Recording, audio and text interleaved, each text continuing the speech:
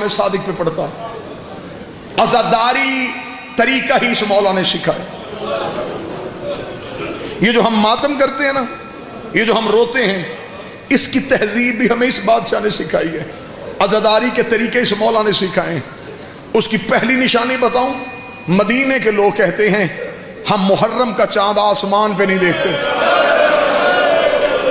وہ کہتے جعفر صادق کے گھر سے رونے کی اتنی آوازیں آتی ہمیں پتہ چل جاتا کہ محرم کا چاند طلوع ہو گیا ہے. امام بارگاہوں میں، گلیوں میں، چوراہوں میں رونے والوں، تم روتے ہو تھوڑی دیر کے لیے، بیٹھ کے روتے ہو. روتے روتے کوئی مرد مومن چہرے پہ اپنے ماتم کرے، کوئی پرسا دے، ساتھ والا مومن ہاتھ پکڑتا ہے، کوئی گر جائے، ساتھ والا مومن پانی پلاتا ہے. اگر برداشت کر سکو تو میں پڑھوں روایت. رکھ میرے سر پہ قرآن، مدینے کا رہنے والا ہے، نام اس کا یحییٰ ہے. اس نے روایت کیا، اس نے کہا 1 سال میں مدینے میں تھا، میں نے دیکھا کہ لوگ ٹولیوں کی صورت میں جعفر صادق کے گھر کی طرف دوڑ رہے تھے. میں نے پوچھا کیا ہوا؟ انہوں نے کہا محرم کا چاند آ گیا ہے، ہم امام کو پرسا دینے جا رہے ہیں. وہ کہتا میں بھی اسی رش میں شامل ہو گیا. یحییٰ کہتا جب میں گیا، امام کے دروازے پہ لوگوں کا رش تھا، جعفر صادق کے دروازے پہ لوگوں کا ہجوم تھا. یحییٰ کہتا میں نے بھی اپنا گریبان کھولا، میں بھی امام کے دروازے پہ کھڑا ہو گیا. یحییٰ کہتا میں اپنے پنجوں پہ کھڑا ہو کے میں نے دیکھا کہ کوئی شخص زمین پہ لیٹ کے رو رہا ہے. وہ کہتا میں نے ایک بندے سے پوچھا یہ کون ہے؟ اس نے منہ پہ پیٹ کے کہا یہ ہمارا امام ہے، نام جس کا جعفر صادق ہے. وہ کہتا میں نے حالت دیکھی، بطول کا بیٹا کبھی دائیں کروٹیں لیتا، کبھی بائیں کروٹیں لیتا. وہ کہتا میں روتا روتا قریب گیا، میں نے قدموں پہ ہاتھ رکھ کے کہا او کائنات کو صبر سکھانے والے، تیری یہ حالت کیوں ہو گئی ہے؟ امام نے انگلی کا اشارہ کر کے کہا وہ چاند طلوع ہو گیا جس نے میری ماں کو زخمی کر دیا، جس نے میری ماں کی ردائیں چھین لی. 2 منٹ میں اشارہ کروں تو تبوک لانا. سارا سال اس امام کے دکھ نہیں پڑے جاتے. جہاں اتنا بیٹھے ہو، 7 یا 8 منٹ اس مولا کے درد سننا. قبر مبارک کہاں؟ بقیہ میں. آج بھی ماں کے پہلو میں ہے. وہاں ایک ماں، 4 بیٹے، 5 کی غربت ہی علیحدہ. حسین کی لاش 3 دن بغیر کفن کے پڑی رہی. آج کربلا جا دیکھو، حسین کے روضے، حسین کا صحن، حسین کا محل بنا ہوا ہے. غازی کے بازو قلم ہوئے، غازی کا روضہ ہے. اللہ جانے کتنے دکھی کیا ہے ان اماموں کو.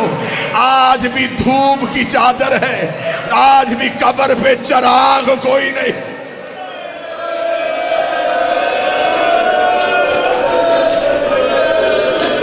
میں جتنی دیر بادشاہ کی مصیبت پڑھوں، ہائے ضرور کہنا. اور ایک محرم قریب آ رہا ہے، عزاداری کے حوالے سے اس مولا کا ایک فرمان سنو. اکثر میں نے لوگوں کو دیکھا ہے، محبت میں کوئی کمی نہیں، لیکن بعض احباب روتے روتے اپنا چہرہ چھپا دیتے. یہی میرے مولا مجلس پڑھ رہے تھے، سامنے بیٹھے کہ بندے نے چہرہ چھپا کے رونا شروع کیا. امام نے مجلس چھوڑی، امام نے مجمع سے جا کے اس کے چہرے سے رومال ہٹایا. امام نے کہا کیا تو میری دادی سے شرمندہ ہے؟ چہرہ چھپا کے کیوں رو رہا ہے؟ مولا کیسے رو؟ امام نے فرمایا ایسے رو جیسے بوڑھی ماں جوان بیٹے کی لاش پہ روتی ہے. تجھے خبر ہی نہیں کہ ہمارا نقصان کتنا. چیخے مار کے رونا اس مولا کی سنت ہے. شکل کے بگڑنے کا خوف کبھی نہ کرنا. مرتے ہوئے اس کی شکل نہیں بگڑتی جو حسین کے غم میں اونچی آواز میں روئے. دوسری تہذیب اس مولا کی، مولا جس جگہ پہ مجلس ہوتی تھی، مولا مجلس میں آتے، مولا بیٹھنے سے پہلے اس جگہ کو چومتے. مولا نے کہا اگر دنیا کو پتہ چل جائے حسین کے رونے والی جگہ کی منزلت کیا ہے، امام فرماتے لوگ اپنے گھروں میں جانا چھوڑ دیں. امام فرماتے یہاں فرشتے اپنے پر مس کرتے ہیں. اتنی متبرک ہے حسین کے رونے کی جگہ. بس عزادارو پہلی غربت پڑھنے لگا ہوں اس بادشاہ کی. 3 بار امت نے زہرا کے گھر کو آگ لگائی. پہلی بار جب سیدہ بیٹیوں کے ساتھ مدینے تھی, انہوں نے امام کے گھر کو آگ لگا دی. 8 شوال یوم نہدا میں جنت البقیع بھی گزرا ہے. میں بطول کی غربت پہ ایک جملہ پڑھ دیتا ہوں, رکھ میرے سر پہ قرآن.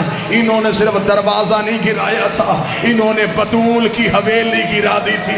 میں نے اپنے کانوں سے ایک عظیم عالم دین سے روایت سنی ہے, اس نے کہا اس سے بھی زیادہ غریب ہوگا علی کہ مسلمانوں نے علی کے گھر کی دیوار گرا دی. کئی دن علی نے کپڑا لگا کے بیٹیوں کے پردے کا بندوبست کیا. رو رو کے گلی میں کھڑا ہو کے کہتا تھا اس گلی سے نہ گزرنا, میری بیٹیاں بیٹھی. دوسری بار امت نے آگ لگائی کربلا کے جنگل میں, بطول کی بیٹیوں کے خیمے میں. تیسری بار آگ کب لگی؟ جب جعفر صادق اپنے گھر میں اولاد کے ساتھ رہ رہے تھے. ابن زید ملعون نے سپاہیوں کو ساتھ لے کے جعفر صادق کی حویلی کو آگ لگا دی. دعا کیا کرو رات کے وقت کسی شریف کے گھر کو آگ نہ لگے. ادھر امام کی حویلی کو آگ لگی. امام کی 3 بیٹیاں تڑپ کے اٹھی, وہاں گئی جہاں تیرا 7واں امام تھا. رو کے کہتی قاسم جاگ, ہمارے گھر کو آگ لگ گئی ہے. امام نے اپنے سر سے امامہ اتارا, امام نے کپڑے سے آگ کو بجھانا شروع کیا. امام کے امامے کو آگ لگی. موسیٰ کاظم کی چھوٹی بہن نے امام کے کرتے پہ ہاتھ ڈالا. رو کہتی کاظم تیرے امامے کو آگ لگ گئی ہے. کاظم نے بہن کو سینے سے لگایا. رو کے کہتے ہو قربان جاؤں, تجھے بھائی کا جلتا ہوا امامہ برداشت نہیں ہوا.